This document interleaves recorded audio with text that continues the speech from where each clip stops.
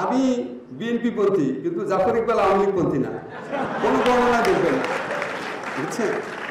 যাই হোক, এখন কি বলছিলাম? আচ্ছা, ওই 96-এর ইলেকশন, সরি 2007-2008 ইলেকশন। তো 96-এ যখন এত বড় আন্দোলন হয়েছে, এত বড় আন্দোলনের পর আপনাদের কি মনে আছে বিএনপি কয়টা আসন পেয়েছে?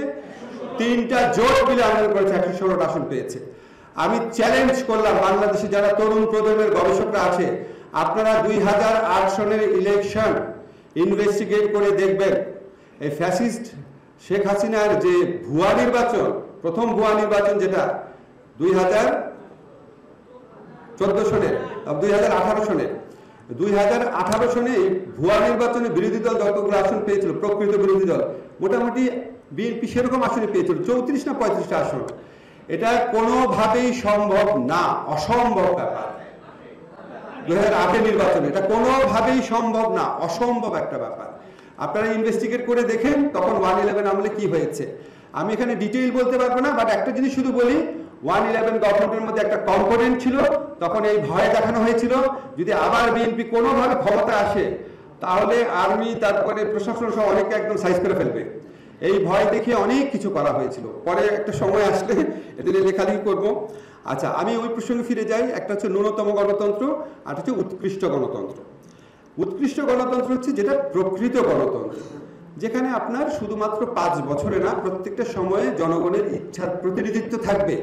এবং এই ইচ্ছার প্রতিনিধিত্ব করা যায় কিভাবে? সেটা হচ্ছে যারা নির্বাচনে দাঁড়াবে, ভালো মানুষ যেন নির্বাচনে দাঁড়াতে পারে, যদি সে খারাপ কিছু করে তাহলে যাতে রিকল করতে পারে তাকে। পার্লামেন্টে যেমন এমন একটা ব্যবস্থা থাকে, প্রত্যেকটা এমপি পার্লামেন্টারি কমিটির মাধ্যমে হোক অথবা যে কোনো প্রক্রিয়াতে হোক, শাসন কার্যে যেন তার অংশগ্রহণ থাকে, যেন বিচার বিভাগের স্বাধীনতা থাকে, যেন দুর্নীতি দমন কমিশন সরকারের পক্ষের কমিশনে পরিণত না হয়, যেন রাষ্ট্রের প্রত্যেকটা প্রতিষ্ঠান ফাংশন করে, যেন প্রধানমন্ত্রীর হাতে সমস্ত ক্ষমতা কেন্দ্রীভূত না থাকে, যেন সংসদে নিজের দলের বিপক্ষে ভোট দেওয়া যায়। এই সমস্ত জিনিস আমরা সবাই জানি। যেন আপনি ইলেক্টেড হয়ে 89 দিন অনুপস্থিত না থাকলে কোনো সমস্যা নাই। বাংলাদেশের সংবিধানে 89 কার্য দিবস পরপর 89 কার্য দিবস অনুপস্থিত থাকলে সমস্যা নাই, 90তম দিনে আপনার সংসদ সদস্য পদ চলে যাবে। তো এটা তো একটা ফালতু সিস্টেম।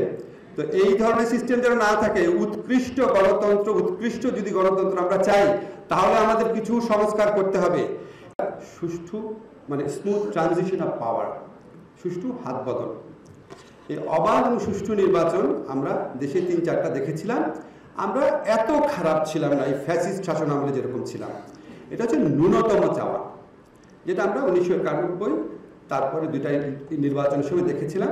আপনাদেরকে অনেকে বলার চেষ্টা করবে 2008 নির্বাচনে দেখেছিলাম। 2008 নির্বাচন ছিল অত্যন্ত পরিকল্পিত একটা কারচুপি নির্বাচন। আমার সময়